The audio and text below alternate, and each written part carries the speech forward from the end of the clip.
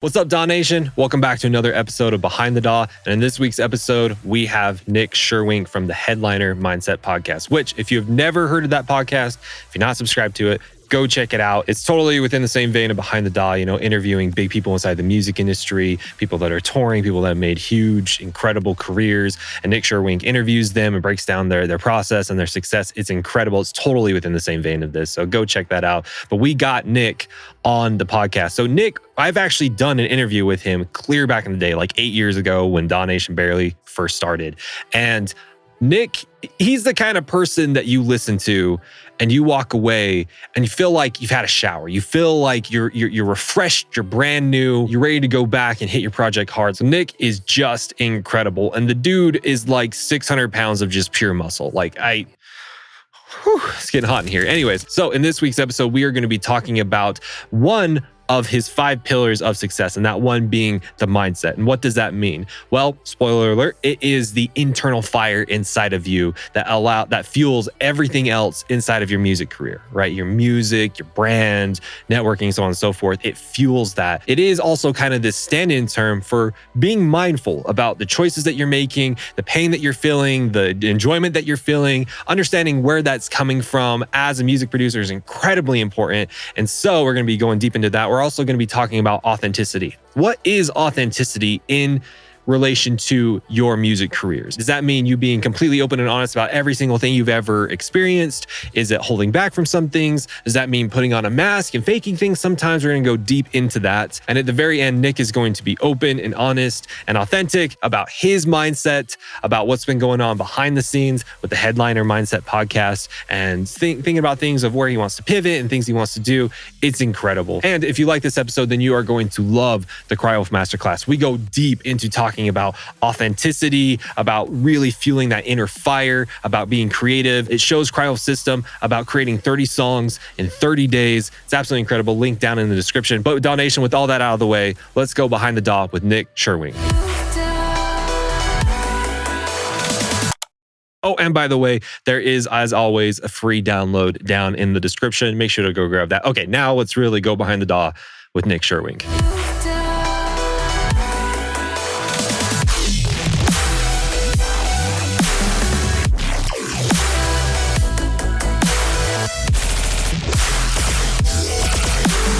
I want to welcome you back to another episode of Behind the DAW. This week we have Nik Cherwink, who is near and dear to my heart. He was one of my mentors at Icon Collective, like 50 years ago when we were both very young. Nik, thank you so much for coming on the show. How you doing today, man? Dude, I'm doing so well. I'm very excited to be back because I did one of these with you a long time ago, if I'm not mistaken, right? Years ago, dude. That was one of my favorite episodes ever. In fact, since then, Nik has started his own podcast. I explained more of that in the intro of this Headliner Mindset. I went on there. It's an amazing podcast. If you're not subscribed to it, repent and change and go and subscribe to it right now. But Nik, why we have people here and we're catching their interest, could you be so kind as to mention what is one of the worst decisions that you've made for your career inside of music? At one point, I was working very closely with Pasquale from Insomniac. I had about 6 months prior to that, I was working at Capitol Records, which was a really cool job to have, but I also had fallen in love with dance music. And I was like, I want to get into that world. That looks so fun. That's where my passion is. I'm going to raves every weekend. Somehow, 6 months later, I'm literally working, pretty closely with Pasquale, and they were starting the Discovery Project. So I was very involved in helping get the Discovery Project off the ground. I wasn't technically working for Insomniac. Around that time, I was working for the manager of the Black Eyed Peas, who was really good friends with him. They had grown up together pretty much and really good buddies. And so we were managers that were helping them with this Discovery Project platform. To make a long story short, I guess he wanted to hire me. He was like, hey, I really like Nik. This guy's cool. He's sharp. I want to bring him onto the team. He didn't tell that to me directly. He told that to the guy I was working for. And I basically passed it up. I was like, no, I'm good. And I think I was kind of being humble or whatever. And I was like, yeah, no, I'm cool. happy with what we're doing here. And shortly after that, and he did a huge deal with Live Nation, and like they just like blew everything up massively. And so there's this, there's that always that parallel reality of like, oh, if I had made that one decision differently, where would my life be? And I'm like, probably could have been like pretty high up in the Insomniac, food chain, throwing big festivals and stuff over there. So I would say that was something I look back on sometimes and wonder what if. So is the main concept with that is that you didn't feel like you were enough to take that opportunity? Is that the moral to the story? Really what it was I had been talking to Icon at the time, and I was getting more excited about that. I was like, Icon was very small at the time. They were just, kind of still unknown. But there was a vibe over there that I liked, that I resonated with. And I was like, I just started teaching like 1 hour a week. I would come in to teach a music business class. And I was like, I didn't know what it was, but I think my intuition was just pulling me. I was like, yeah, you know what? I think I want to see what's happening over here. I wouldn't say I regret that decision, because it all worked out just fine. But yeah, one of those fork in the road moments. I appreciate that, man. And DAW Nation, make sure to stay all the way to the end, because at the end of this episode, we're going to ask Nik what was the best decision that he made for his music career. You, sir, are one of the most intelligent people that I have come across. Like, I like to think that however many grams of protein you have per day, that's what your IQ is, right? So if you're doing 200 grams of protein in a day, you're a 200 IQ individual, right? And so you are very concerned with the higher thought, the higher emotion things. And I don't have a good term for that. I wish I did. But, we were talking about your 5 pillars to success inside of the music industry, right? And I'm going to see if I can remember them. It was mindset. Did I get it right? Am I good on number 1? Mindset, music, branding, something else, branding, something in the networking. What was the 4th one? It marketing. was marketing and the networking, right? And so the very first one kind of ties into what we're talking about, like that higher mind, not so surface level, kind of grindy stuff. Well, I guess the music could be in the higher mind as well. But tell us, Nik, what, in your own words, what does mindset mean? What does that entail? I mean, that's in the title of your podcast. Let's give us a hard definition for that. Mindset touches everything. What is your mindset when it comes to music, right? Are you just chasing trends? Are you kind of doing it for the wrong reasons in the first place, making music because you just want to get famous and impress people, right? Or you want to prove the bullies wrong, that you're valuable, right? Or what's your mindset when it comes to branding? Do you understand the music business in the first place? Where a lot of this is coming from is that I have worked with artists for, I think, like 15 years now, and specifically electronic music producers, from being a manager to launching the Discovery Project, working at Icon Collective for so long. I've worked with like hundreds, with like literally just at Icon, like had over 1,000 students during my time there. And I saw a lot of people go on and succeed, like become really huge. We're talking main stage, touring, headlining DJs, right? Making millions of dollars a year, crushing it. And I saw far more that didn't succeed. And I think that everybody really is looking at, okay, well, obviously, yeah, you need to make great music, have a good brand, like get really good at marketing, build your audience, get good at social media, networking, you need to know the right people. We're looking at all of this stuff that's kind of above the surface. And like, I was always thinking about like, what is it really like? Why did these guys succeed and the other like 90% either quit, or they only made it so far, or they're still kind of struggling? And it's like, yeah, all of those above the surface things matter, but below the surface is, who are you as a person? Everybody's working on their career, but are you actually working on yourself? Right? Like, what is your mindset? And some of those qualities, I'm like, a lot of these people, they were extremely hungry, extremely driven, extremely focused, but also just really believed in themselves. You have to have a high level of emotional intelligence to be able to navigate relationships. You have to be a likable person. People don't want to work with people that aren't likable. So there's a whole other realm of things to work on that a lot of people aren't thinking about and focusing on. And so that's where I realized, I'm like, hey, this is the stuff that people eventually started coming to me to ask to help them with. Kids started coming to me at Icon saying, hey, will you be my mentor for the quarter? And I was like, I technically can't be your mentor. I don't know how to produce music. I can't teach you how to produce music. And they're like, no, I want you to teach us the life stuff.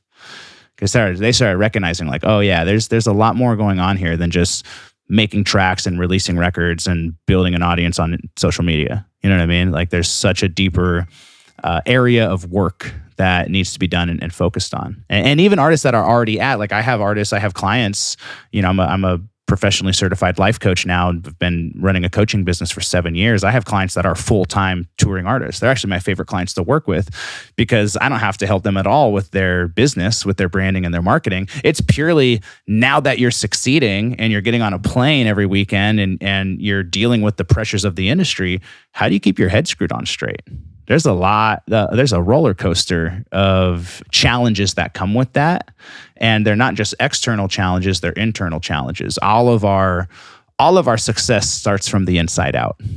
That's really, it's playing the inner game. That's what I really choose to, you know, focus on. And so when I say mindset, yes, it's mindset, but it's also more reflective of everything on the inside, mentally, emotionally, even physically, like energetically, like do you physically have the energy to like put in every day? And, you know, spiritually as well. I love to kind of get a little bit spiritual and go down the woo-woo path. So mindset kind of represents all of that for me. That's the stuff that I really focus on with my clients and in my work. The work that you're doing and the concepts that you're talking on is something that I think about deeply all the time.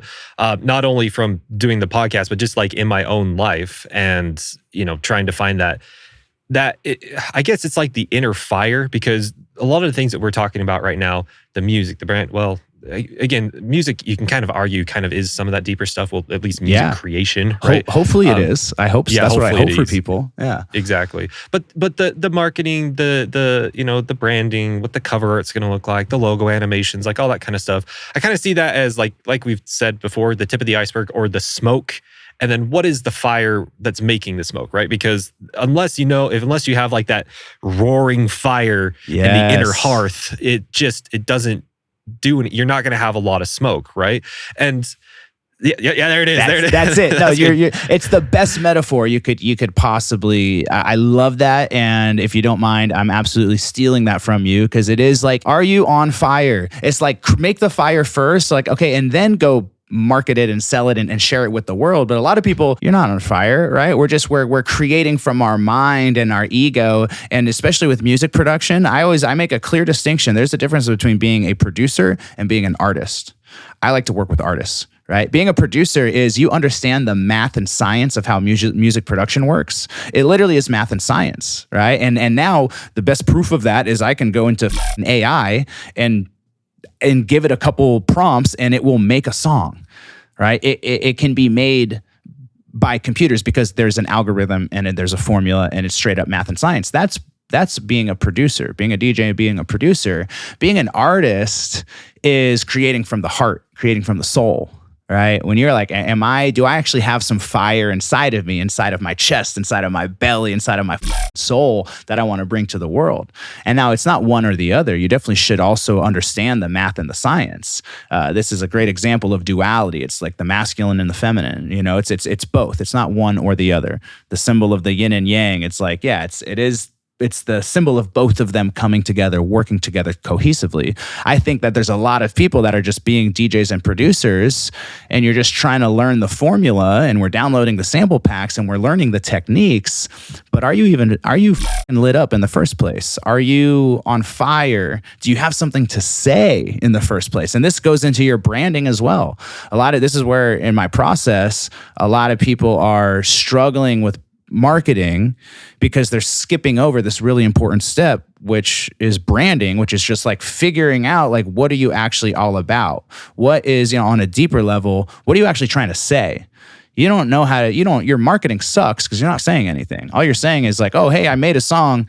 Check it out. Please listen to it. Like, okay, cool. There's 100,000 songs being uploaded to Spotify every single day, right? You got to have something else to bring to the table from a business perspective, just to bring to the marketplace, which is creating your brand. When I work with people on branding, it's like, we got to go really deep and get to the core of like, who are you? What are you all about? What lights you up? What's your message, right? What's your own personal swag and flavor and tone that literally nobody else has? That's the to figure out. If you can figure that out in the music, you can figure that out in your brand. Okay, now you got something to talk about. Now let's go market that. But we're skipping over that really important step. This brings me back to our episode that we did on your podcast, because we did talk a lot about the marketing, and we did go deep into it's so sad that people don't know how to market because they and I know we promised we weren't going to talk about marketing, so bear with me for a second because this is important. But I feel so bad for people because they have such a nasty taste of marketing in their mouth. And from what you just said, that it's, from my understanding, is that if you take marketing without that fire in the belly, it's sleazy and scammy and nasty. I mean, you think about it's like what's at the heart of the used car salesman that's just ripping you off? Nothing great. I mean, it's gross, right? It's just nasty. But then what's at the heart of someone that's trying to market their music that they poured their heart and soul into, and it's so uniquely them, and no one else could ever create something like, you know what I mean? It's that fire. If you don't have that fire, the marketing is just kind of nasty and icky. But if you have that fire, it means so much more. So it really just comes back to that fire. Still it, by the way, please do it. That foundational pillar of these kind of 5 pillars of success that I call them of mindset. Well, it touches everything. It's everywhere. Your mindset is going to affect, your mindset. Lately, I've been also calling it like your heart set, your soul set. It's like, it's not just the mindset, but yeah, it influences everything. Something I've been talking about lately is like, what is the energy that all of it is coming from, right? And I think there's only 2 different types of energy. There's the energy of fear and scarcity, and then there's the energy of faith and abundance, right? One of them is expansive, one of them is retractive. And I think for a lot of people, if you actually look at where's the energy coming from, if you're feeling pressure to make music, you're feeling like, what I see a lot with artists is, I'm running out of time. So I feel this pressure that I have to work really, really hard to make this happen. I'm like, okay, well, is that energy expansive and coming from a place of faith of like, I trust the process, I trust the universe, I know that everything is going to work out perfectly, right? And I'm coming from faith, I'm coming from inspiration, I'm coming from love, or is that energy coming from fear, right? I'm scared that I'm going to run out of time. So on the surface, it might look like, okay, I'm grinding really, really hard. Like, okay, well, what's the energy like? A lot of people are succeeding that way. They're making it happen, but they're bringing that energy with them. So now you're winning, you're succeeding. And take it from me, I'm working with headlining artists that are touring. And it's like, okay, well, cool. Now you're touring and now there's more pressure. Now you got to keep making music and you got to stay relevant and you're comparing yourself to everybody else, right? That energy is just, it's what the whole thing was built on in the first place. So it's not going anywhere. All right. So like on a very deep and basic level, like that's my big thing that I try to get people to shift into is like shift out of fear, shift out of scarcity, and start learning how to operate from abundance. Right? That's the inside out game. I got to find that place inside of myself where I wake up every day and I feel like I'm in a safe place. I feel like my job and my duty is simply to create, to express myself, to share my gifts, to allow the creative energy of the universe to work through me. I trust the process. I'm not coming at this with stress and scarcity and concern and worry. That's going to pollute anything I ever make. I even notice it with myself. If I have the stress of I need to make content so that I can get new clients, so that I can fill my program, so that I can make money, so that I can pay my rent. It's like, it's all coming from a ugly place, and that's going to be felt in the content that I make. That energy is going to be felt. And so I have to catch myself sometimes, even if I'm on a call with a client of like, oh, do I have the energy of desperation? Like, oh, I need to sign this person. I need to get something from this versus, oh no, like I'm completely unattached.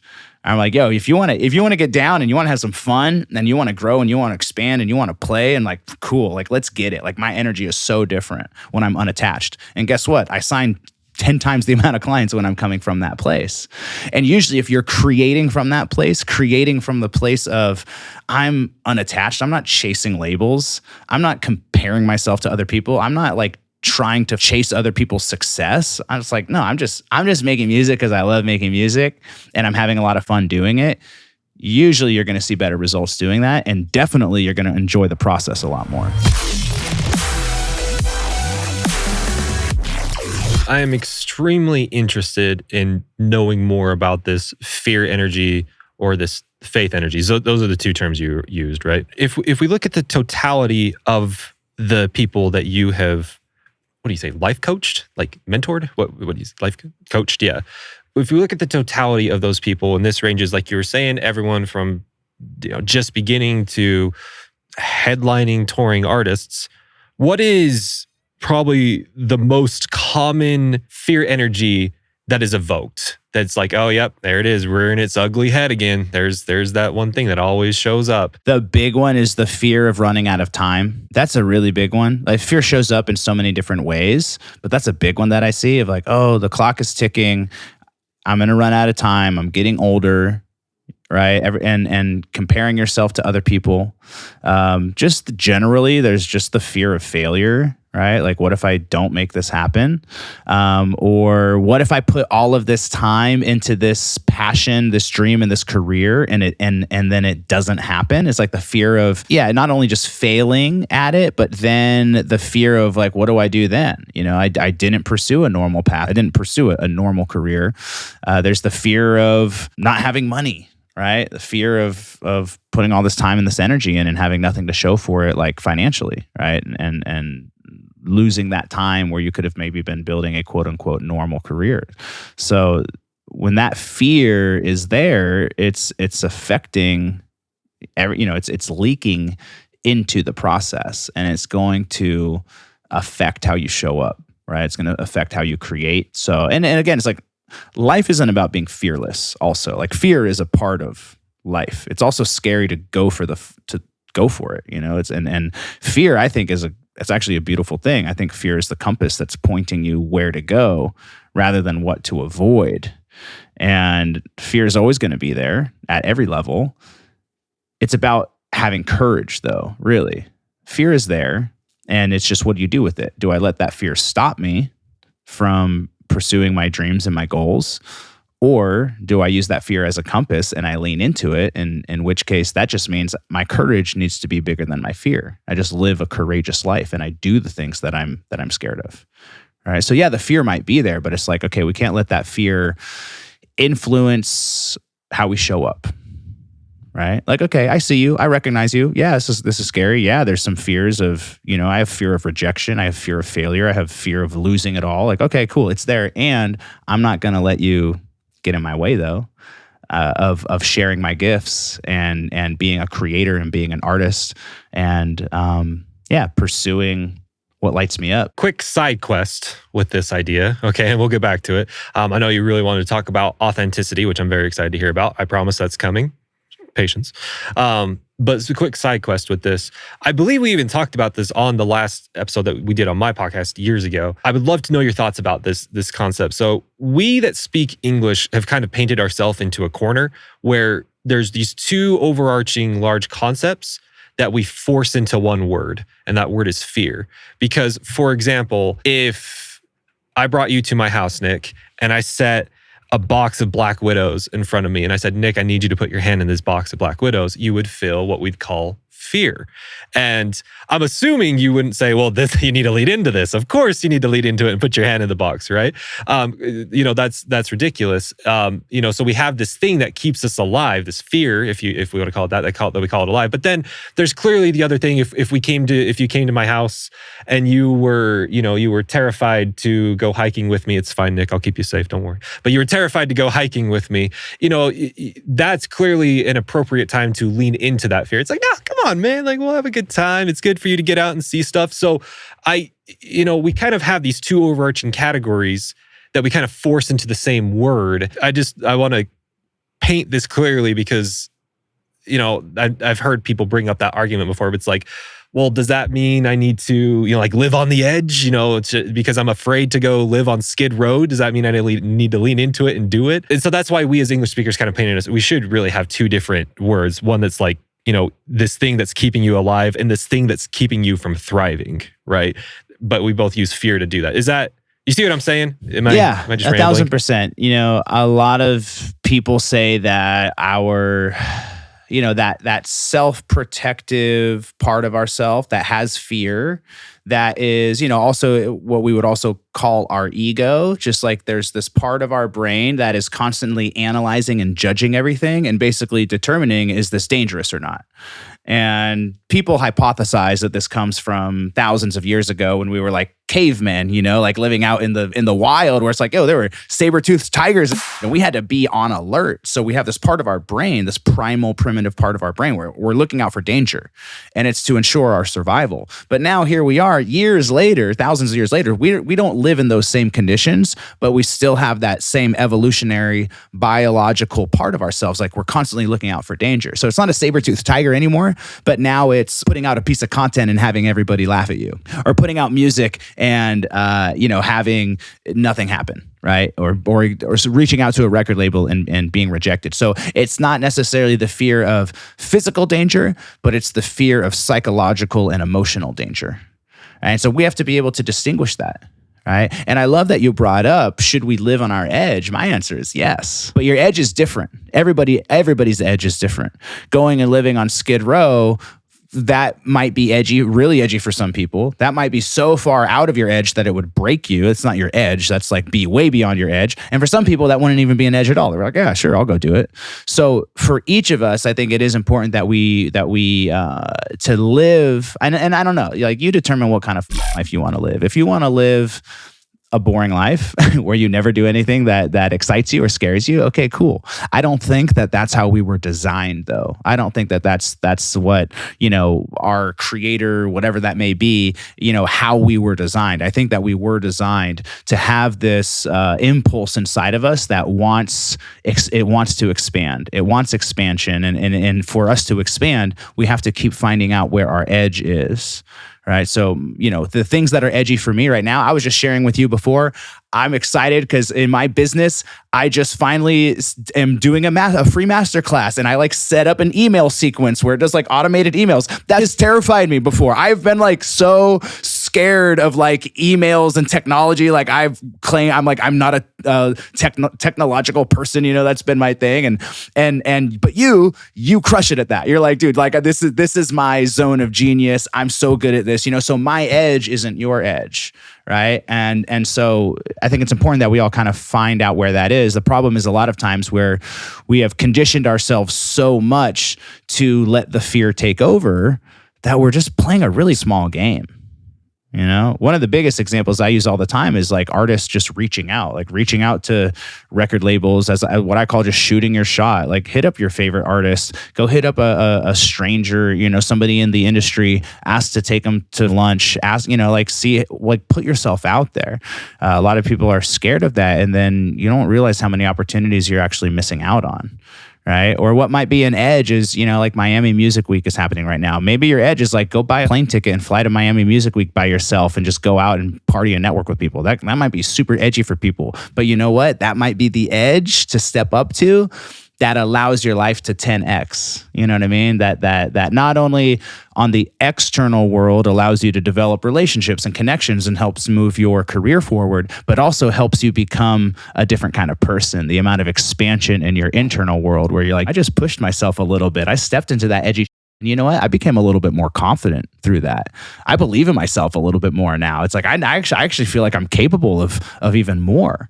If we're not challenging ourselves and stepping to our edge, we never know what we're actually capable of. That is great. And I'm really glad you went into describing the physiological response that happens, right? Because this is so nerdy, Nik. This is so nerdy. Let's get nerdy, bro. With all the therapy that I've went to and the psychologists that I've went to, they have explained the actual process and the part of the brain that lights up is called the amygdala, right? The amygdala is what is responsible for keeping you alive, right? That's if I gave you the box of the Black Widows and told you to stick your hand in it, it would be your amygdala.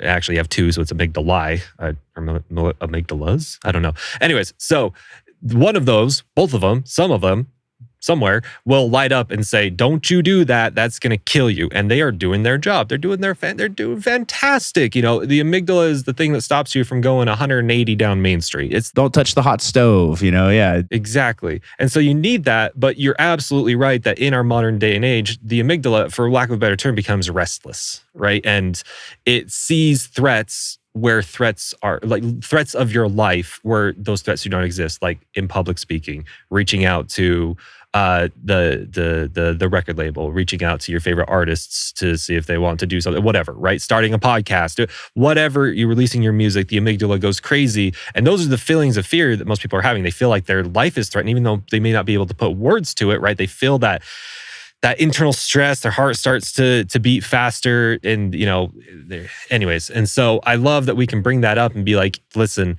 there are real life threats and the amygdala is doing their job, but probably most of the time it's probably just screwing up. And you have to be able to say, my life is not in danger. It's okay. I can lean into this fear. 1,000%. Because, if I think about every big artist that you see that's out there that you look up to, they're living the dream, they're touring, they're doing all of it.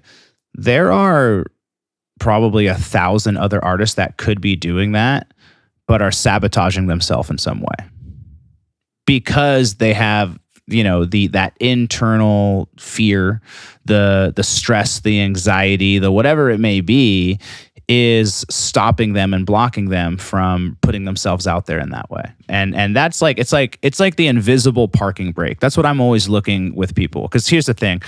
I believe that every single one of us comes to this planet with the same amount of potential, right? Like the minute that you were born, like how much you have 5 kids or about to, right? Like you're creating a farm of children over there. When they come on, like the minute that they come out, how much potential would you say that human has with a completely blank, fresh slate and canvas ahead of them? I would say, maybe it's a cop out, but I would say infinite. Like there's no cap on their potential that I'm aware of. And if there is, it's so large that it's basically infinite.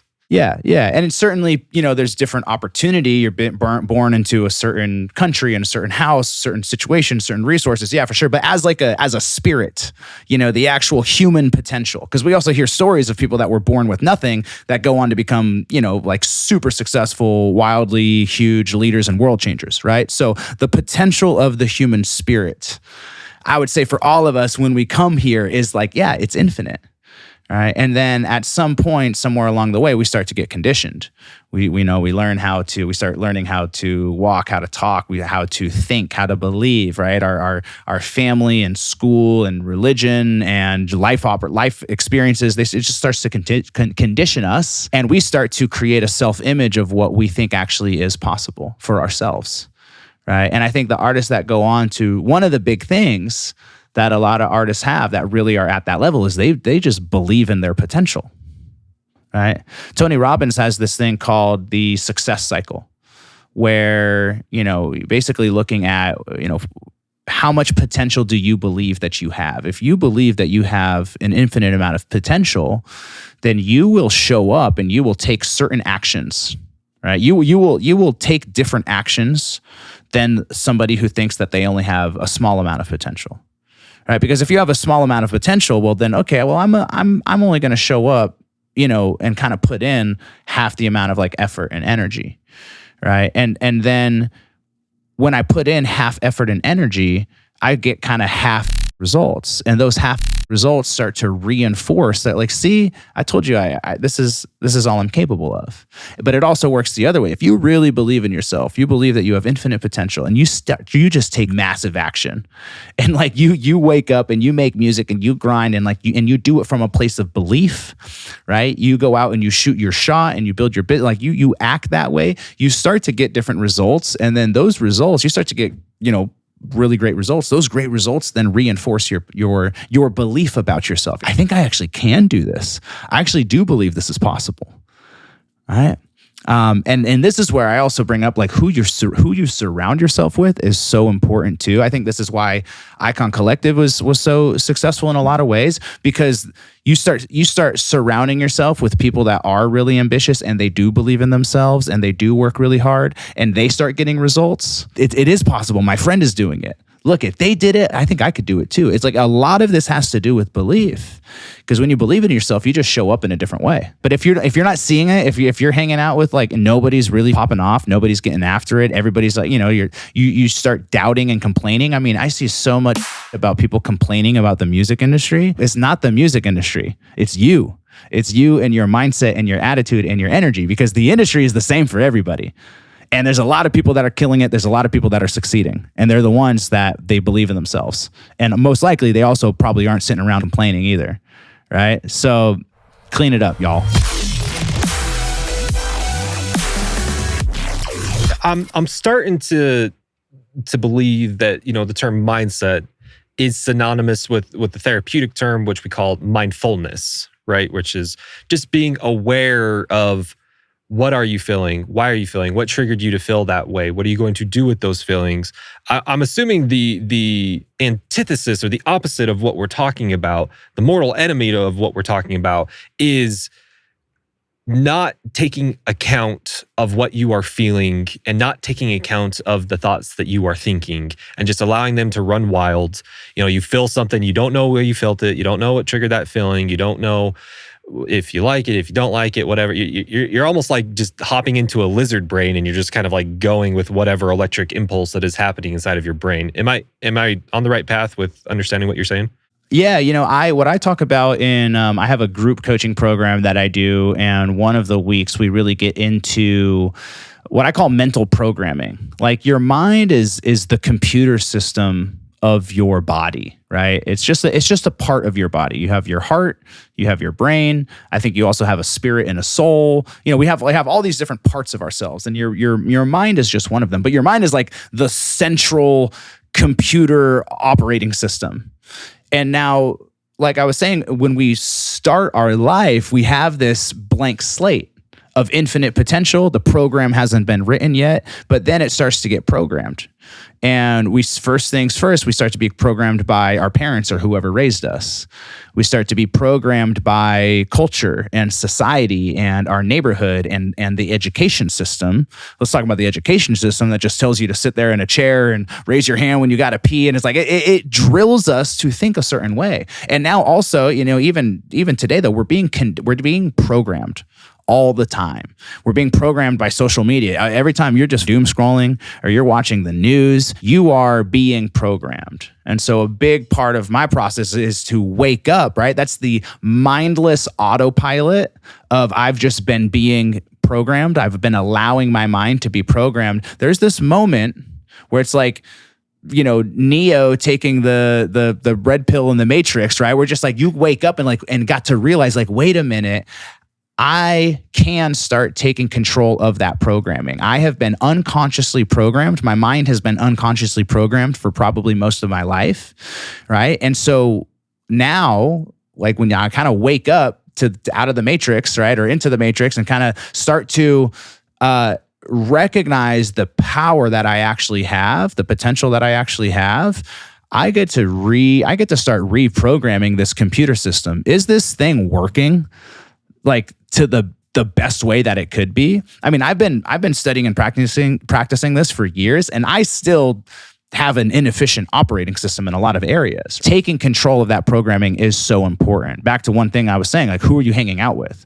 Are you hanging out with people that are negative and pessimistic and don't believe in themselves, or that are complaining? I'm like, I have zero tolerance for any of that. That does not exist in my life, because I'm very intentional with what kind of programming I expose myself to, right? And I was very lucky at 21, 22 years old to get introduced to like personal development books. So I started programming my mind, reading. These books are really having an effect on me. Like, and I just started devouring them. I would drive around town listening to Tony Robbins. I remember spending $300, and which was a lot of money for me at that time. And I bought a Tony Robbins CD program. I was listening to CDs driving around Hollywood, in my early 20s. But I was listening listening to that for hours driving around, that it completely reprogrammed my brain, right? And so now I think differently. And because I think differently, I act differently. And because I act differently, I get different results. And when I get those different results, it reinforces the belief of not only what I'm capable of, but also just like, what I'm all about and why I'm here. So we really get to take control of our programming. And I think especially in the sort of social media age, and especially as an artist where we're probably spending so much time creating content, putting stuff out, that's something I've been thinking about a lot as well, just how consumed the whole artist world is in, I don't know, just making content and consuming content rather than actually just making art, you know? I think it's putting out a lot of people's fires. Has there been a concept that has been brought up in your coaching sessions where, I'm assuming there are a lot of things that are brought up where it's more or less a variation of things that you've dealt with before. You're like, oh yeah, this is just the newest iteration of, people being afraid of time, running out of time, or this is the newest iteration of people being afraid of being judged or whatever. But has there been a fear or something that has been brought up where you're just like, oh, I've never thought about that. That is so interesting. That is, whoa, I don't even know how to address that fear. Like, has there been something unique like that that's come up? Honestly, no, man, because I think like when you peel away the layers, it is just the same thing. Honestly, it's like on like the most basic level, it's back to that. It's like the fork in the road of like, where's the energy coming from, right? Whatever their problem is, whatever the challenge is, it's rooted probably in some form of fear, when we pull the layers all the way back. Like I can't say, nothing comes to mind where I'm like, because also whether it's an artist, and like I haven't only worked with artists, I used to work with just like everybody. And it's like, whether you're an artist, chasing your dream, or you're a real estate agent building your business, or you're a mom running the house, it's like on the surface, there's what seems to be the challenge, the issue, the problem, but underneath it, we're all human. We're all human dealing with like thoughts and emotions. We have dreams, we have desires, we also have challenges and pain that we're trying to get out of. And that's all it boils down to. And it shows up in different ways, but it all ultimately boils down to like what's happening inside of us with our thoughts and our emotions, and making sure that that's getting in alignment, getting somebody from being in a place of fear and retraction to getting them into a place of love and expansion and faith. And then like that's like the core of it. And on the surface, it can look a 1,000 different ways. But yeah, there's nothing I've seen that's like really blown my mind. I'm just like, yeah, you're just another human trying to navigate through some human right now. Have you ever seen, it was probably one of the most enlightening, mind-blowing videos I've ever seen that explains the concept that we're talking about. Have you ever watched Mindfield with Vsauce? Have you ever seen that? No. What's that? So it's a series that, have you ever watched Vsauce? Like Michael from Vsauce, right? This is gonna blow you. I'll send you a link later. Is this like a YouTube channel? It's a YouTube channel. And there was this very highly produced video that he did all about fear. The way that he frames it, right, is that there is what's called, if I remember this correctly, I apologize if I don't, but it's called your death web, and you have your amygdala spider. And so anytime you were afraid of something, the spider will connect it back to this main core thing that you're afraid of that will let you die. So for example, you say you're like running out of time, right? Well, if you're running out of time, the amygdala spider sees that and it connects it to you eventually dying or being alone or whatever, which ties back to obviously death. Or I'm afraid to speak in public. Well, that ties back to being isolated, because if I screw up, people aren't going to want to talk to me. And if I'm isolated, I'm going to die. And so basically it shows how everything ties back to dying, right? Yeah. To dying. And also the big ones is like, the fear of being alone and the fear of being not enough. Which I guess is also, the fear of being not enough might lead to you being alone. It's like, the fear, I think it's the fear of death and the fear of being alone. It's like, those are the two when you really, really break it down. He has like, I think there's like 10 or 12 different core things that always lead back to death. So like being isolated, being sick, being I can't remember all of them, right? But yeah, so that's why I asked that question of, I wonder if there's ever been something that someone has said, and if we could tie that back in the death web. Anyways, I'll send it to you. It's super interesting. That may be very helpful for your work to be able to be like, oh yeah, it's just that person tying it back to whatever. You see what I'm saying? As I become a better coach and I'm able to take people deeper, that I'm sure I will uncover some even more, just deep, mind-blowing stuff that's in there for sure. So that's inspiring. Please send that to me. So we have went deep for the last however many 30 minutes about the mindset, why it's important. We came up with the analogy of the roaring fire in the inner hearth, right? And the smoke that comes up from there.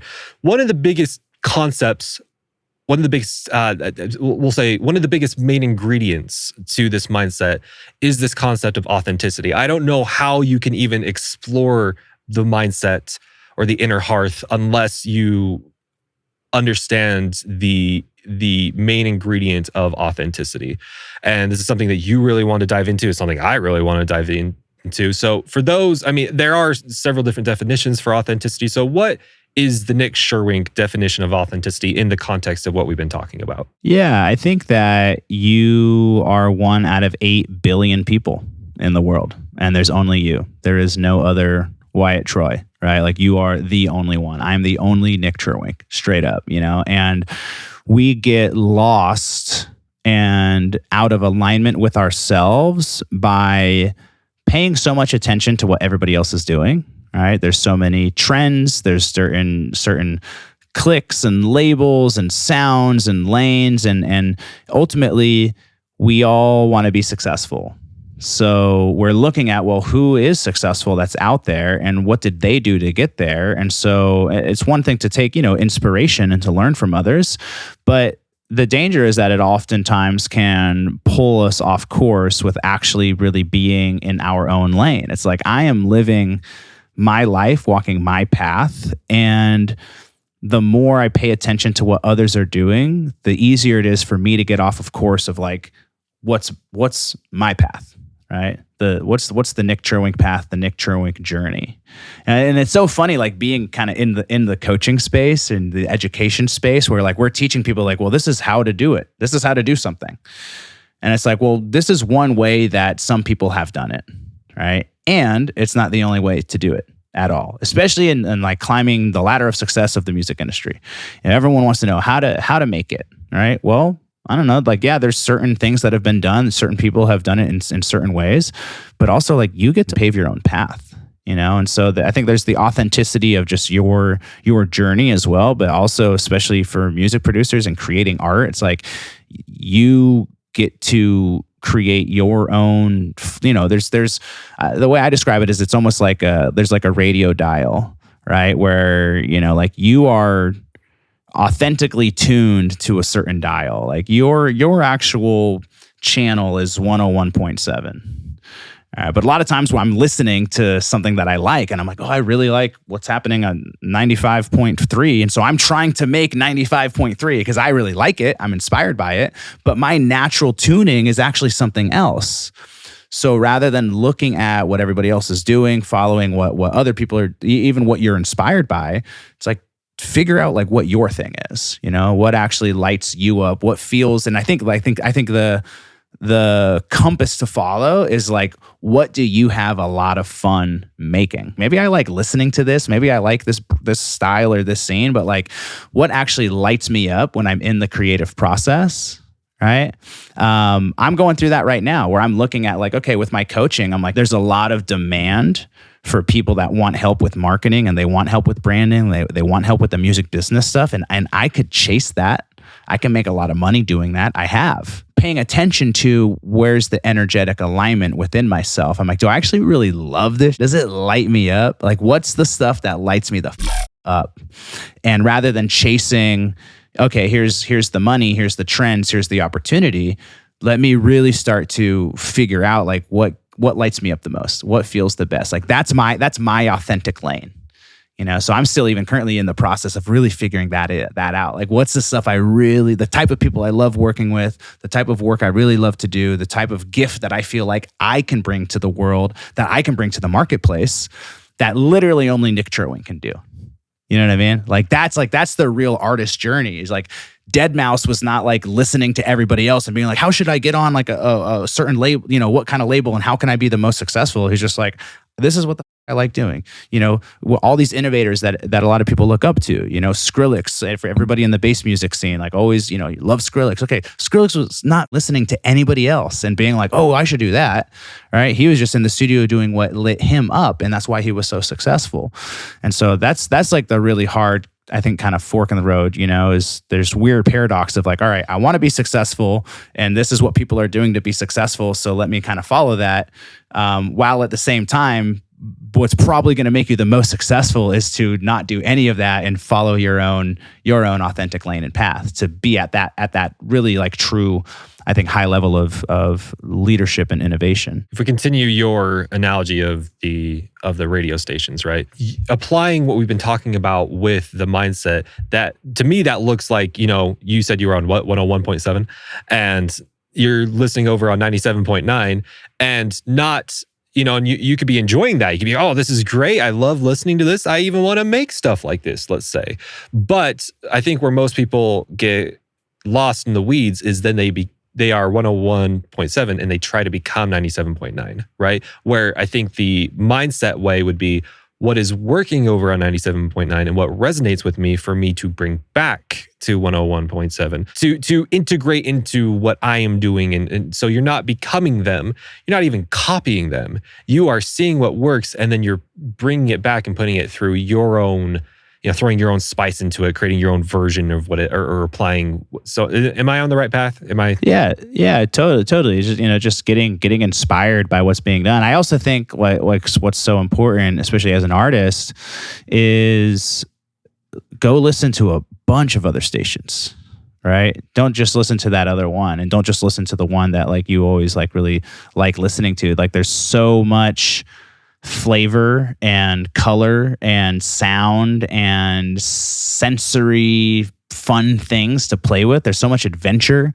There's so much exploration. This is why people love traveling the world. But we usually are like so zeroed in on like this one thing. I think even for myself, this is what was coming up for me recently. I was sharing, like, I was having some breakthroughs around. Yeah, like I'm really zeroed in on like the EDM niche. Because that's really great business advice of like niche down, like really get super clear on like who your market is. Like, and as I get more tuned into like what I enjoy, I'm kind of like, man, there's a lot of other flavors out there. There's a lot of other artists I could be working with that aren't just EDM artists. Like maybe I want to sign some rappers. I'm actually working with a metal band right now. It's like, oh, let me go like play with some other flavors and see what's out there, see where the inspiration is. Because I think for me, it all really boils down to back to that question: what lights you up? What gets you inspired? But yeah, certainly, it's like cool. Like let's learn some techniques and some stuff from what other people are doing. Cool. There's a big difference between borrowing stuff or getting inspired versus straight up just like emulating and copying, which there's just a lot of that happening. So what do you feel like is a real life tangible example of someone not being authentic? Like, what is a classic example of these people that you're coaching where you're like, yep, that's a classic example of someone not living in authenticity? I think the easiest thing to recognize is just when you hear music and you're like, yeah, I've heard this song a million times. Like there's nothing unique about it, right? And it's hard. It's like, how do you kind of find your own unique sound? But yeah, I mean, you hear it a lot in music, and I don't want to, I'll be the last one to talk about anybody's music because I'm not even making music. So who the f am I to say anything about that? Also, you can just see it in people's marketing as well. Like there's so many trends, when you're like, I think that's one of the biggest ones is you just see people hopping on trends of like, oh, this is, what is going viral right now. So like, let me start dancing in my video, or let me do this, or let me do that. And it's like the whole intention from where it's coming from is I'm chasing success, right? Like, oh, that worked for somebody else. Okay, let me jump on this trend. Let me try to do that. Rather than coming from a place of actual like just self-expression, right? Maybe if the trend is really cool and you're like, I'm excited to try that. This feels really, really fun. And there's an energy of excitement that's very different than what I see a lot are people are like chasing trends and then they're like, they don't even care about it or they don't even want to. They're like, oh, like I have to make content. I have to be doing this. And the energy behind it is like, well, it's not authentic to you. You know, if there's that feeling of incongruency, that feeling of resistance, then that's not authenticity. That's you just like begrudgingly chasing trends because you think you have to do that to be successcible. Yeah, I think that's the biggest thing a lot of artists are really going through. Oh, I have to play the content game. It's like, well, what's actually authentic to you? You probably should because it's a great way to build a fan base.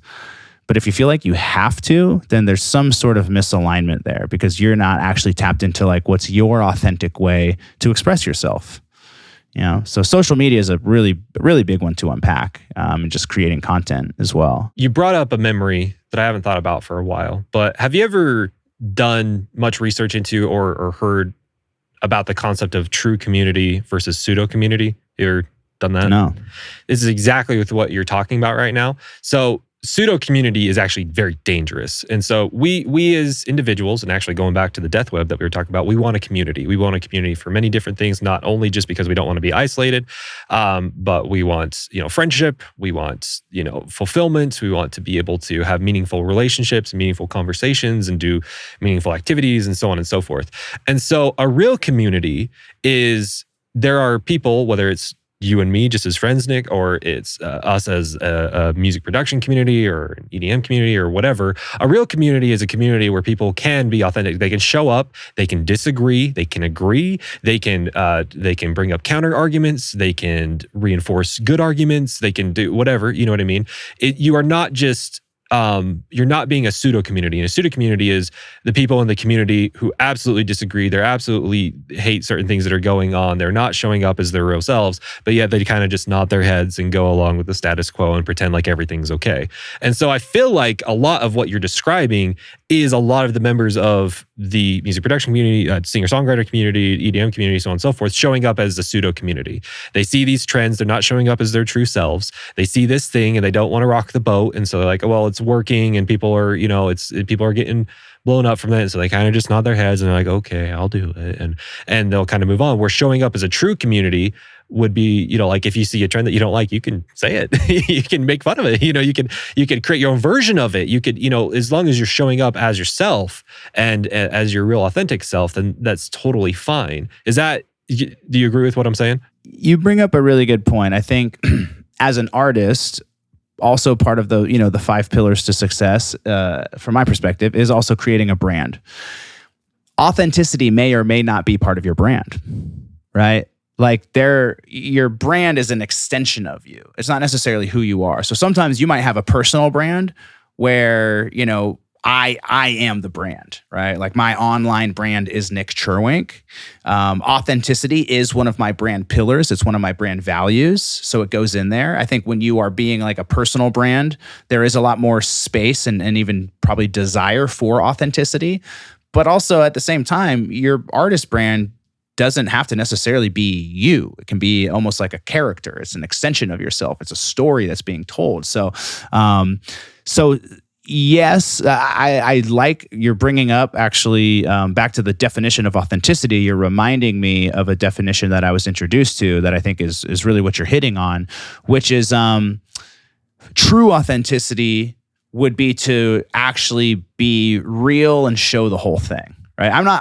If I only show you the nice, cool version of myself, I'm not actually really being authentic. This is something I had to embrace in my own personal journey, where I was kind of like just a nice guy, and I always got along with everybody, and I never rocked the boat. And I was like, but wait a minute, there's this whole other part of myself that's like, yeah, I get mad sometimes, I get depressed sometimes, I get pissed off sometimes. There's this whole other almost shadow side of myself that I was disconnected from, that authenticity really means that I am the full spectrum. I'm in touch with the full that full whole spectrum of who I am. And if I'm really being authentic, then it's kind of like, if I'm in a bad mood someday and you encounter me when I'm in a bad mood and I'm being authentic, then I'm gonna like let you know I'm in a bad mood and I'm not gonna pretend, right? I think if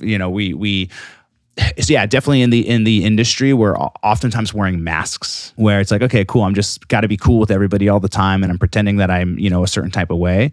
Not everybody does, but there is a lot of that. There's a lot of ego. There's a lot of kissing. There's a lot of, it's in the entertainment industry. Like there's a lot of that there. And at the same time, when it comes to having a brand, there's a difference between your public-facing artist brand and then who you are as an actual person and your personal relationships and how you show up. Hopefully on the personal side, you do show up authentically. But also at the same time, as an artist with a brand, you don't have to show your fans everything all the time and rock the boat. Or like your brand, like Marshmello is one of the biggest EDM brands in the world. I wouldn't, there's parts, the brand fits in a box where it's like, there's going to be a lot of stuff that actual human behind the brand doesn't show.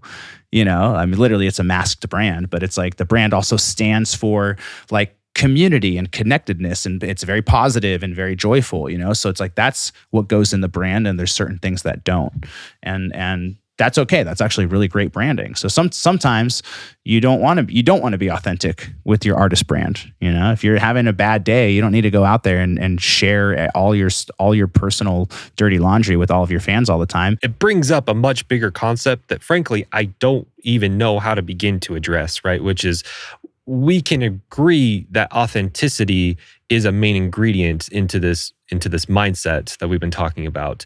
And how much of a main ingredient is, that is not only up for debate, but it's up for debate on a daily basis. It's up for debate depending on your brand. It depends on where you're at in your brand. It depends on where you're at personally. And there's so many variables. And so it's so hard to quantify what true authenticity really is and what it should be and what it shouldn't be. And you see what I'm saying? Like this is such a much bigger brain conversation than I intended. But it's not. Yeah. We're deep down the rabbit hole right now. Yeah, it's not black and white. I mean, I think initially the conversation around authenticity was just like, for me in a big way, just like boiling down to like, are you just kind of chasing trends and chasing sounds and chasing success versus are you actually, as an artist really expressing what feels real and what feels true for you, especially in the studio with your music.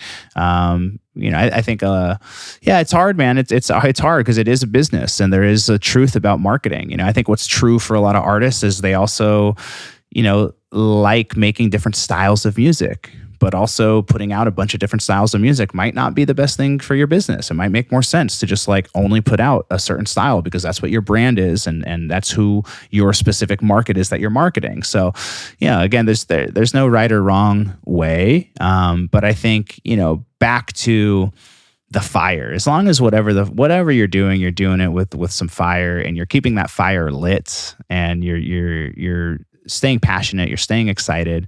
I think it is also part of an artist's job to push the boundaries a little bit. It's like, okay, maybe this is a little outside of my brand, but let me not be scared of that. This is who I am. This is what I'm inspired by. This is what I'm excited about. Artists sometimes are playing it maybe a little bit too safe, where if there's something on your heart and your soul that you want to share and you want to express, whether that's musically or whether that's through your brand and your content, I say go for it. We need more of that.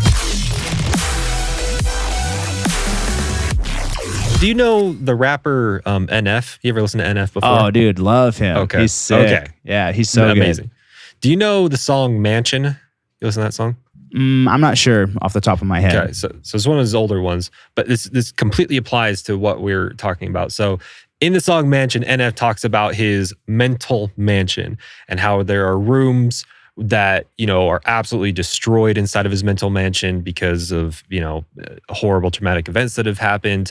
There's rooms that he makes all pretty and that's where he brings his guests in and so on and so forth. And where I'm going with this is authenticity to me, if we're looking at this, the analogy of the mental mansion is that you are being open and honest about what is in the mansion. You are not telling people, oh, hey, I have a basketball court in the basement, when really you hate basketball, right? You are just telling that to impress other people or whatever, or you're saying, no, there's nothing wrong with my mansion, when really you have cockroach infested walls in one part of the house and so on and so forth, right? But it's also, so that's the one end, is you are lying about what's inside the mansion, which would be you are absolutely not being authentic. You are lying about it. You're just trying to people please. You don't want people to judge about it. But then there's the other end of the spectrum, which is there are parts in your mansion that are so sacred that only a select amount of people can enter into those rooms. And you're honest about those rooms. You know, like you're like those are off limit rooms. Those are for, you know, those are for my people, or those are for very select individuals that I allow into those rooms. But you see what I'm saying? Like you acknowledge them, but that doesn't mean you need to let everyone in them. And that's a part of authenticity too. I think that's what you were saying, which we know that Marshmello is a real person. We know that he has insecurities and fears and regrets and so on and so forth. But is he airing those out? No, but we know it exists. You see what I'm saying? But it would be inauthentic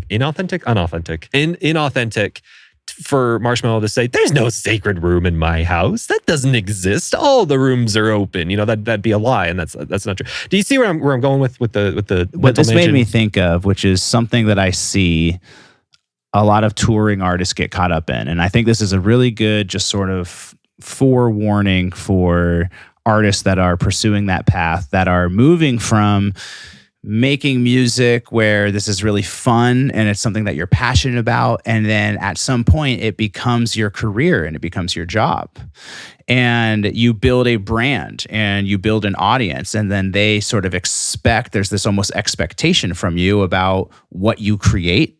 I've seen a lot of artists get caught up in it where, okay, when it started, the journey started from a place of authenticity. I'm having so much fun making this. I love this. It's authentic. It's rad. And because of that energy, it catches on and everybody starts to really follow you. There's a lot of just really great, passionate, authentic energy behind it. An artist starts to become successful, and now you start touring, and now you're playing those same songs all the time.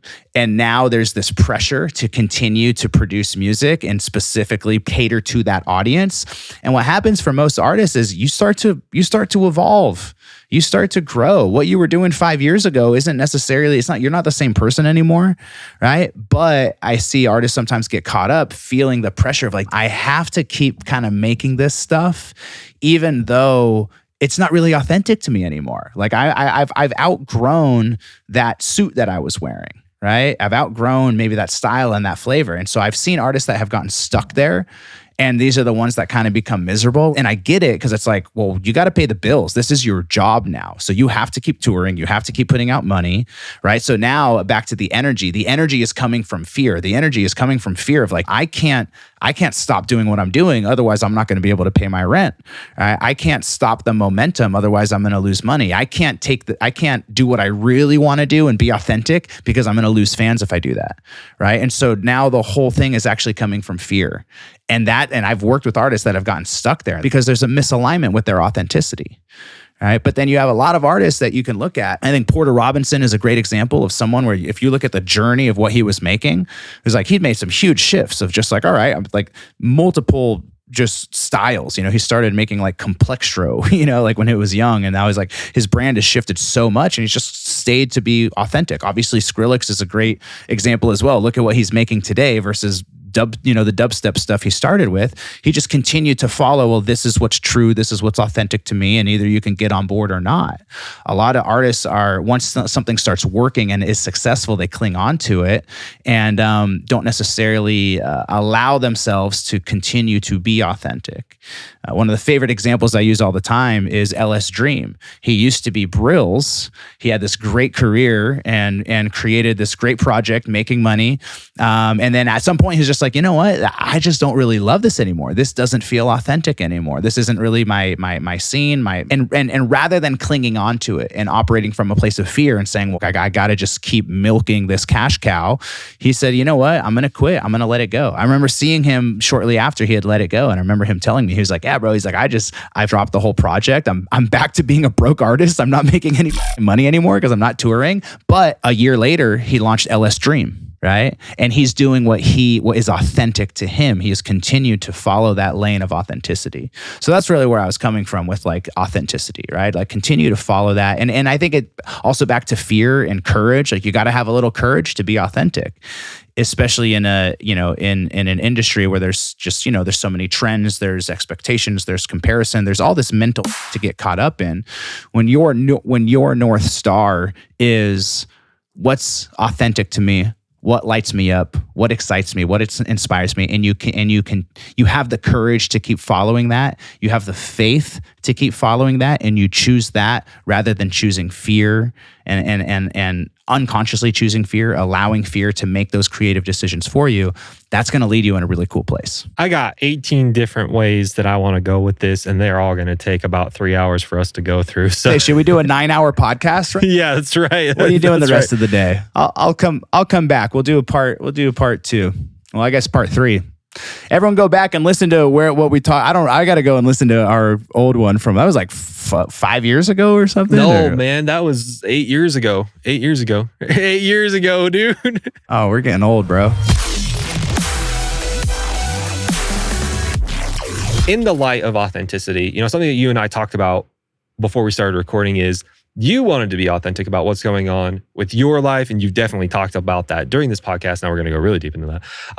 But with, like the headliner mindset, what you're doing with your business, with your creative endeavors, with all the juicy details of behind the scenes, can you shine the little black light into the backstage of the headliner mindset and Nik Cherwink's all the good stuff going on? Yeah, there's not too many juicy details to share about it, but what I will share, and I kind of implied to it earlier, is, I am definitely going through a self-reflective process of really questioning, like, what is exciting to me right now? What does really feel authentic, right? Like I was sharing that, the Headliner Mindset podcast, we do talk all about a lot of business stuff. We do talk about a lot of, how to make it in the industry and kind of the strategy, which is great. And I love providing that value. It's necessary. We can't not talk about it. And I think just in terms of my own coaching and also just in terms of my own, my content, which I really haven't been putting much out of, I really just repopulate clips. Yeah, I don't know. I sat down with ChatGPT the other night, and we had like a date, had like a 3-hour conversation back and forth, just really digging into like, what really lights me up? Like, where is my excitement, and that was one of the things that came up and what I was sharing earlier of just like, man, maybe it's not just in dance music. Like I've been working in dance music for a long time, and I don't want to say it's getting boring, but it's kind of like, maybe there's some other flavors out there to try out and to expand into, so I think I'm feeling a bit of a desire to, I don't know where it's going, but I'm at least in the stage of exploration, right? It's like, if you're a dubstep artist and you've just been making dubstep music for years, allow yourself to maybe spend a little bit of time playing with some other sounds, some other styles, some other genres. Who knows? Also so many times, I can't tell you how many, just to kind of compare this to the artist journey, there've been so many times that I've seen artists, have a project or maybe have a couple projects, and then it's like the second or third project where they drop what they're doing and say, hey, you know what, this isn't really working anymore, or I'm not super lit up and excited about this, and they have a side project or they shift, and then that thing blows up. And a lot of people are kind of grinding, trying to make that first project happen, where it's like, maybe there's a misalignment there. Maybe it's not actually really, maybe it's not really lighting you up. Maybe there's something else for you to try out. So I'm not saying I'm about to bail on what I've been building, not at all, but there might be a shift. I might start interviewing different types of artists or different types of people that I find, inspiring, and just allowing myself to explore and widen and expand rather than being so, kind of niche down to like, I only work with electronic music artists and DJs. It's like, again, it's great. It's great for business. It's great business advice, but like, I am not guided by that. I'm guided. My North Star is like what lights me up. Where's the juice? That's what I always say. Where's the juice? And so I'm kind of just in the process of searching for that right now. Like what actually is really exciting. Every now and then I run a men's group whenever I kind of feel inspired or I meet the right people that I think would be a good part of it. Nothing to do with electronic music. It's purely just like doing like men's work and helping dudes become better dudes. All right. So I think I'm just in that process of, exploring where I really want to go with it. And I think really what's coming up is it's like, I want to go deeper into the woo-woo thing. Like I'm a very spiritual person and, I love talking about spirituality and creative energy and the muse. I think a lot of people don't realize that literally the word music comes from the muse, the muses. The muses were nine. The muses are the 9 goddesses of inspiration from Greek mythology. They were these goddesses that would visit the artists and the painters and the poets and the musicians and when you're in that flow state and you get that lightning bolt of inspiration in Greek mythology, they believe that was the muse that was visiting you. It's literally where the word music comes from. And so I love. It's like. I don't think I really love helping people create like content strategies and figure out how to get more, chase trends and get more followers on Instagram. I'm just getting really clear that like that's not my thing. You want to have a deeper connection to the divine and the muse and learn how to channel some inspirational ideas from the universe. Like, let's go play in that deep end. Like that's what's coming through for me. It's been very, very fun for me while we've been talking just to see this main ingredient of the mindset be interwoven into almost everything that we're talking about. Because here you are, you've created this thing, you've created this podcast, you've created this business model, so on and so forth, and you felt something. Something was off. Maybe something wasn't so vibrant, or maybe something was getting a little bit boring, a little bit stagnant. And instead of pushing that off and just keep grinding, keep working, you took a 3-hour date with ChatGPT and you said, let's lean into that. Why am I feeling that way? How can we fix it? What does that mean? Is it so? I think that's just so wonderful to see that in action, right? This entire ideology that we've been talking about is currently taking place in you. With what you got going on. You are not, you're not this special case where you never have to apply this system. You apply this system all the time. I'm feeling these feelings and now I need to explore it. Yeah, I have always been guided by my intuition from really like a really young age. I've just had a connection to feeling those little intuitive pulls, just those little nudges, it's like having a gut feeling or that kind of like whisper in the back of your mind. And there's like the, the logical brain that's trying to think everything, the computer's trying to process everything, but there's also just that deeper intuitive gut sensation that has a lot of wisdom. And I think from a young age, I've just always followed that. I've trusted it. I've also not followed it. To be honest, when I was young, I knew I was supposed to be an artist. I wanted to be a rock star. I played the drums. I wanted to be in a band. Even with music production, I was producing music in high school, like 15, 16 years old. And intuitively, I knew that was the future. But I didn't listen to it. I didn't follow it. I didn't pursue it. And so when you don't follow your intuition is also a great way to get really strong with it. So I've also followed it, moving to LA right out of college and just like having this intuitive nudge of like, I think I want to work in the music business, chasing that, taking those leaps of faith. More recently, how this really aligns with being an artist and my philosophy around being an artist is that I believe that as an artist, you're just the vessel. That creative energy, all of those ideas, they belong to the muses. They belong to the universe. And the more you have an energetic alignment with the divine, with the universe, and you allow yourself to simply be the vessel, you get to receive that creative energy. You get to receive those ideas. Your job is just to surrender to it, to open yourself up to it, and to allow those ideas to come through you.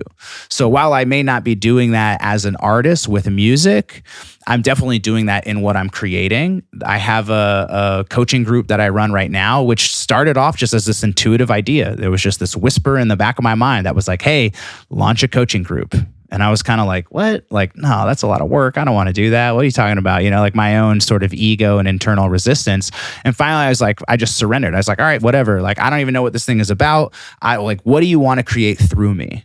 And I allowed it. I spent 2 months just making this program. And it's like, I don't even take any credit for it. It's like, I didn't create the program. The program was created through me. And I'm so glad that I surrendered and I obeyed. And I also showed up and I did the work. But now I have, 50 people in like this incredibly tight knit community of artists, and it's so incredible. And I have these calls with them every week, and I take a step back. I'm like, this thing created itself.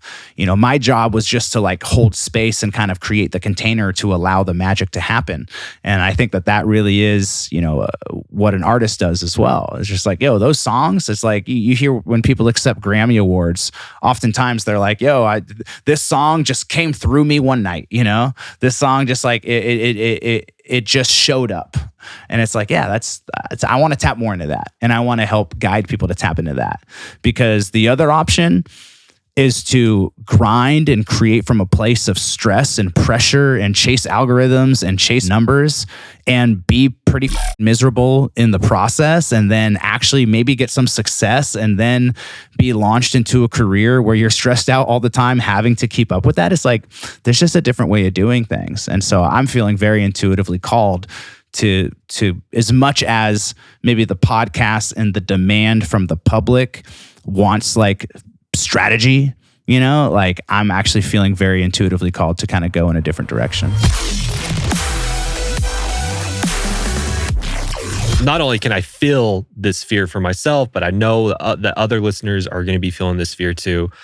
Eventually, somehow, some way, as you're leaning into that, as you're leaning into your integrity and your intuition, you're going to get backlash somehow. Maybe this the listeners of the podcast, that they expected one thing and now you're evolving into something else, or, people just don't agree with you, or it's, just your common Twitter trolls that just want to, take out their dirty laundry on you. What do you do, Nik, when you start leaning into that authentic self, when you start leaning into you following that inner voice and there's backlash? And I'm not talking about just like basic level backlash where you kind of just like your eyes roll into the back of your head and you're like, okay, whatever. But like backlash that really hits you hard. Maybe it's backlash from someone you really trust, or backlash from, they really like twist the knife on an insecurity or something. Like what do you do about that? If you are the one that's creating everything, then your self-worth is going to be attached to the result. It's going to be attached to if people like it. It's going to be attached to if people don't. And you're going to really feel the effect of whatever the response is. If you just get out of the way and recognize that, like, I'm not even the one that's creating this. I'm the vessel. So regardless of what happens then, it's like, this is just something that came through me. The universe created this. My ego is not attached to it. My ego is not involved. If it does well, cool. If not, whatever. Right. And so there's like an unattachment that comes with doing that and being that. And again, easier said than done. We all have an ego, and anybody that created anything that was worthwhile is also probably going to receive some backlash. So it's like maybe even seeing it as a good thing. The example that I like to use is when Avicii, rest in peace, my number one favorite artist, when he created Wake Me Up and Hey Brother, folk songs, right? He was like a house music, progressive house DJ, and then decided like, hey, I am authentically inspired to collaborate with some of these folk artists and have acoustic guitars and banjos and mix that with house music. Came out to Ultra Miami and premiered Wake Me Up, which completely like half the crowd left, because he came out with live singers and artists. I don't know if you guys have watched the recent documentary that came out. Yeah, another documentary came out recently. The whole crowd, I'm talking like tens of thousands of people, were like, what the is this? And like, we're booing and walking away. Like, he took a huge creative risk. And like 2 weeks later, Wake Me Up was like the most played song on Spotify ever. So the initial backlash, it was like being misunderstood. All right, people didn't get it. But he knew what he was doing. I think such a great example of a truly prolific artist, of someone that was just like, hey, well, this is what wants to come through me. This is what's authentic to me. And maybe people are going to misunderstand it, but it eventually people caught on, and he created something great. So there's a question here tied up into this, which is like, yeah, how do you deal with haters? I would rather be dealing with hate for, me actually making that I'm proud of and that is actually like authentic to me, than deal with haters hating on me for making some that isn't actually even what I'm all about. I don't know. I fortunately haven't had to deal with that much. I did at one point. I actually posted a Threads. Like, I never used Threads. Like, it kind of blew up and created this huge, conversation, and had like literally like big artists like chiming in, and a lot of people were like ripping into me, calling me like, like, who's this bro, like talking to, artists. I noticed myself get really defensive. I was like, oh, that wasn't what I meant. I was trying to defend myself. And one, there was a big lesson there in be okay with being misunderstood. I get DMs and text messages literally every single day from people thanking me for either whether it's the content I put out, the podcast I put out, or like also just from past clients. Like, literally a couple times a week, I have, I've personally coached like hundreds of people that don't know me, that might misunderstand what I'm about and what I'm doing. And that's more of a reflection of like who they are and where they're at and on their journey, and then their mindset, and, nothing but love to them, whatever. But the thing that I think would get me through any of that, and has in the past, is like, I know what I've done. You know what I mean? Like, I got a long list of clients, and to go all the way back, even further, it's like I've helped enough people at this point. And I think this is what it boils down to. My heart is in the right place. You know what I mean? I'm never trying to manipulate. I've been committed to service, right? And I think if your heart is in the right place, you're coming from the right place. You're committed to, just sharing your gift and sharing your art. Like, okay, if people misunderstand it, whatever, that's on them. It's not your job to convince the world of your art or your greatness. But you just are here. You're here to just share your gift. My gift is coaching. My gift is serving. My gift is helping. That's my gift. I'm committed to giving it. I feel like it's my purpose. It's my mission. Again, I'm a spiritual person. I truly feel that I've been, chosen to do this work. And in the same way, as an artist, I hope that like you feel that you've been chosen to bring your gift and your art to the world as well. And so that's about you and your relationship to the divine, your relationship with just like your mission and your purpose. And if you're in alignment with that, then people disagreeing with it and misunderstanding you is not really going to make a big difference, because you're going to know what you're all about and you're going to know where your heart's at. I don't have anything that I can add to that. That was a beautiful, capstone to, am I using that term right? I'm not using that term. Is that right? Okay, we'll keep it. Good job. So, but that was a beautiful ending to getting a behind the scenes look into what's actually going on with you, how you're applying the mindset theology, if we will. Probably just ideology, or is it a theology? Stay tuned for part 3. You'll find out. And so with that being said, Nik, let's move into some rapid fire questions that we can ask you. And then we'll get to the big question of what is the best decision, one of the best decisions that you've made for your music career. This is a perfect question for you in regards to your coaching and the Headliner Mindset podcast. What belief about yourself did you have to kill in order to grow in your career? Ooh, such a good question. Give me a second to actually really. That's not a quick fire question, bro. That's a deep question. Sorry. There was a moment of imposter syndrome, of feeling that I am not validated in coaching artists because I'm not an artist myself. I got caught up in that belief for a little bit, that I need to be an artist and I need to be walking the same path in order to really be a good coach and be in service to people that are. That caught me up for a little bit, but I've definitely broken through that path, and I really know that like this is my my authentic radio frequency, my lane of my special gift that I get to give. It's like not every Super Bowl coach that's coaching a football team to the Super Bowl has also played in the Super Bowl. It doesn't mean they're not a great coach that can win championships. My medical doctor is not a podcaster, and yet he is my medical doctor. I don't need a medical doctor that was a podcaster to know how to help me. I just need him to be a medical doctor, right?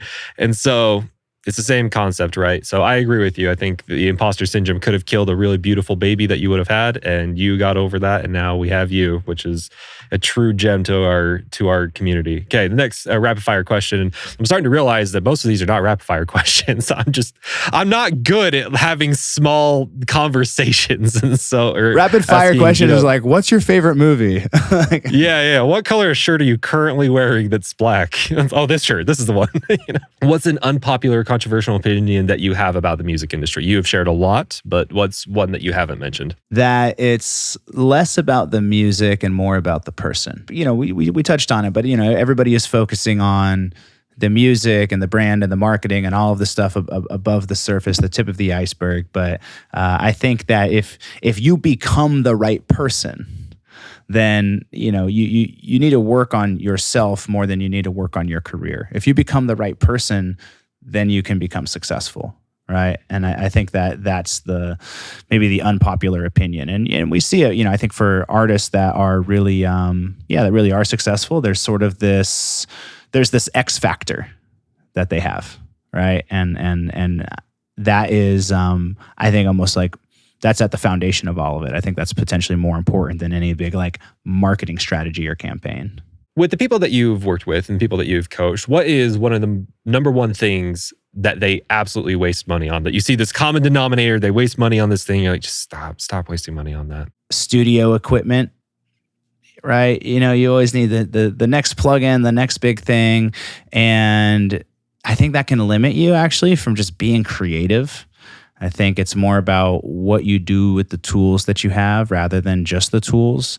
So that's one of the things I see people, spending, a ton on their equipment, where it's like, it's more like you just need to sit down and like get to work and stop chasing the next shiny object. You don't need a jackhammer before you learn how to use a regular hammer, my guy. Like, learn how to use that hammer to every little bit that you can before upgrading. Am I right? All right. So our final rapid fire question is, what is a question that people never ask you, but you just wish they would? You're like, come on, like, this is the time they're going to ask, and then they never do, and then you're all disappointed. What is that question, my guy? Dude, these questions are so deep. I'm so sorry. I try to be simple, and it comes out deep. I'm so sorry. Nothing rapid fire about this. A question that, let me wrap my head around this. A question that I wish people asked me. Or just like even either more, or they literally never ask you. You're like, I really wish someone would ask me this question. I think a question that people don't ask, but I would love to hear is, how can I be a more loving and giving person? Because I believe that if you just become a more loving and giving person, that's like what you're putting out into the world. You're putting that energy out, that it's all going to come back to you tenfold. Right. So rather than looking at like, hey, how can I build my following and blow up my career? It's like you're kind of asking for like, how can I take, rather than how can I give more? Right? I think if people start asking that, it would be a really big game changer. Because you brought up spirituality and theology a little bit before and saying how you're super interested in that, I have a comment about this, and then we can get into the last question, if that's okay. Do I have your permission? Is that right? So something about that, being a more loving and giving person. I'm reading a book right now. It's called The God Who Weeps. You ever heard of that book? By Terrell and Fiona Givens. I would recommend everyone, even if you are hard atheists, there's no bigger power, there's no anything. It is, the concept of it is just beautiful to even imagine a God that weeps, right? And the implication of that is it's a God that cares. It's a force that cares. It's a God that is invested in you, right? That cares about you and your success and so on and so forth, right? But in it, it really examines the concept of what sin is, depending on the religion and the belief, what is sin, and the kind of the definition that they land on, which I feel like completely applies to what we've been talking about and what you just said. Sin is when you cause harm to yourself or someone else, right? You intentionally harm someone yourself or someone else, right? Where the opposite of sin is love. You intentionally help someone else. You intentionally prevent harm from someone else. So in religious terms, by being more loving and giving, you are not only preventing sin in yourself, but you are helping prevent sin in other people, so on and so forth. So anyways, it just completely reframed my entire ideology around sin and what sin actually is. It's not these weird little like cultural rules that if you break, then that displeases a god, a very punitive god in the sky. It's all wrapped up in the concept of love. Sin is just when you are hurting somebody, unintentionally causing harm to somebody, or intentionally causing harm to someone, where love is the exact opposite. You are intentionally preventing harm for other people. So that was just beautiful little tie-in to what you said. Do you have any comments on that before we move on? Yeah, I love it. It's I think it's just whatever you focus on is going to grow. If you want more things in your life to be grateful for, practice gratitude. If you want to feel more love in your life, like give love. If you want more abundance, you want to receive more, give more.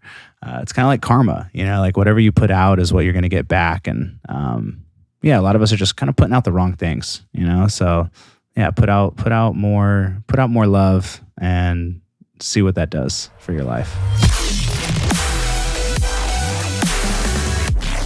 So with that being said, that brings us to the end. We're going to fulfill our promise, and the great mythological Nik Cherwink is going to share with us what is one of the greatest decisions that he has made for his career in music. So Nik, take it away. What is it, my guy? I got to be a little cheeky with this and actually say that the best decision is also the same as what I said before, as far as it being, the worst decision. I don't actually really think it was the worst decision that I had made. It actually really was the best decision that I made because I passed up that opportunity to work at Icon Collective, which was just me teaching an hour of music business once a week. But that unlocked this thing inside of me that I didn't know that I had, which was being a teacher. Worked at Icon for 7 years and it just absolutely changed my life, So while I, maybe didn't climb the ranks of, throwing the biggest music festivals in the world and going deep into that part of the community, I trusted my intuition and followed this sort of trail of breadcrumbs out into the wilderness, and that path has led me to what I'm doing today, which I have an incredible amount of fulfillment doing in terms of working with artists in the capacity that I do. So, it's funny. I think it's just a great lesson in here that it's sometimes those moments, the biggest challenges in our life can also become the best moments as well. Not that necessarily that was a challenge, but it was a fork in the road. And, you can look back on certain forks in the road and be like, that was the worst decision. But it's all right, well, how could it have also maybe actually been great? So that definitely worked out for me pretty well. That was an amazing trademark Nik Cherwink answer. Thank you so much for coming on the show, dude. This was awesome. I got two final things to go over with you. First off, if someone wants to get into your world, they're absolutely convinced, they've never been more sure in their entire life that they need Nik Cherwink as their life coach. How do they go about that? How do they learn more about you? What's their next steps? Yeah, the best way would really just to be reach out directly through Instagram. So you can hit me up. It's Nik Cherwink, NikCherwink. Should be pretty easy to find. But yeah, follow me. Send me a DM. I'm very approachable and accessible there. We can chat about setting up a call. You also can just go to my website. You can learn a little bit more about me there, nikcherwink.com, and you can book a call through the website as well if you want to hop on. And either Instagram or my website. Would love to connect with you. And then the final question I have for you is, who is someone that you'd like to come on this show? You would love to learn from them, and you'd love for them to go deep the way that we were just going in right now. Who's that guy for you, or girl? Who's that person? Well, my number one pick for my podcast someday would be Rick Rubin. So I hope you can get Rick Rubin on to your podcast, and then introduce me to him when you do. I think that we went deep today, but I think that he could go, 10 times deeper as well. Well, Nik Cherwink, my guy, you are an amazing human being.